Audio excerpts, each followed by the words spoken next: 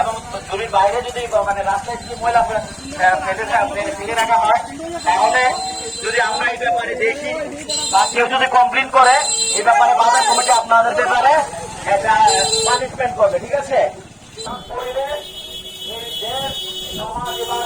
ঠিক আছে, এই বাজারটা দেখেছে